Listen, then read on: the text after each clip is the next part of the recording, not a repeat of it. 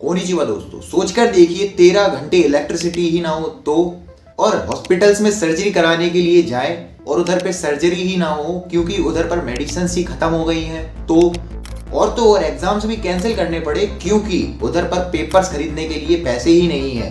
ये कहानी है श्रीलंका की, जो बहुत समय से एक फाइनेंशियल क्राइसिस से गुजर रहा है। आज बेसिक से बेसिक चीजें खरीदने तक के लिए भी श्रीलंका के पास फॉरेन रिजर्व भी नहीं है। उनके पास फॉरेन रिजर्व में 1.9 बिलियन डॉलर्स ही हैं और 8.6 बिलियन डॉलर्स का तो कर्ज है उनके ऊपर।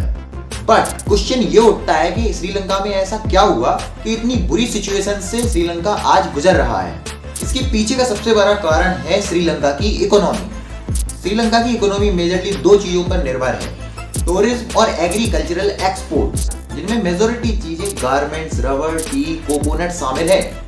अब दोस्तों 1948 के बाद जब श्रीलंका आजाद हुआ तो लोगों ने इसको बहुत ही ऑप्टिमिस्टिक तरीके से देखा। इसके पीछे का सबसे बड़ा कारण है geographic location. Mumbai, Dubai, Shanghai ये डेवलप हुए क्योंकि वो ट्रेडिंग के लिए इंपॉर्टेंट है।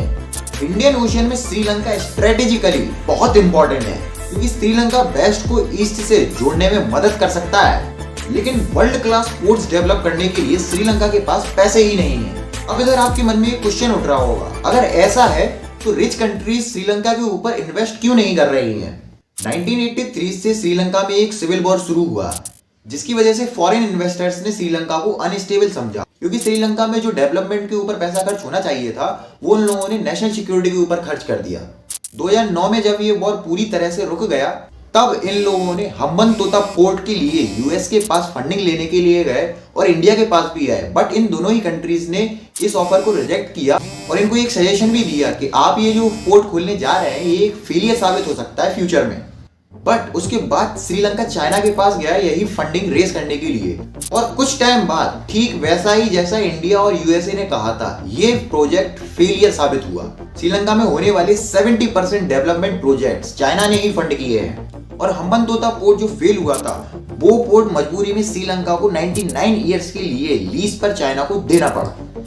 श्रीलंका की इकोनॉमी 2019 तक सिर्फ टूरिज्म पर चल रही थी और वहीं एंट्री हुई कोविड की। कोविड में इंटरनेशनल ट्रिप्स भी बंद हो गई जिसकी वजह से श्रीलंका के लिए ये रास्ता भी बंद हो गया। तब श्रीलंका ने वैट को 15% से 8% कर दिया और श्रीलंका के पास ज्यादा पैसा था ही नहीं स्पेंड करने के लिए, तो श्रीलंका की ऑल ओवर द रेवेन्यू भी कम हो गया।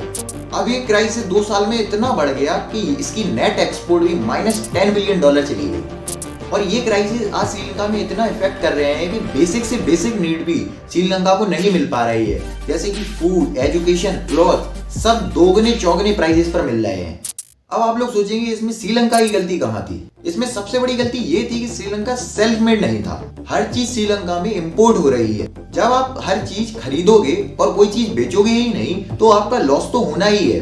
दूसरा मेजर कारण ये था कि श्रीलंका टूरिज्म के ऊपर ही डिपेंडेंट था और रशिया यूक्रेन के वॉर के बाद रशिया ने ऑयल और बहुत सारी चीजें बंद कर दी और अब इस चीज से हमें वही चीज देखने को मिलती है जिसके बारे में हम बहुत टाइम से बात कर रहे हैं, अपकमिंग रिसेशन।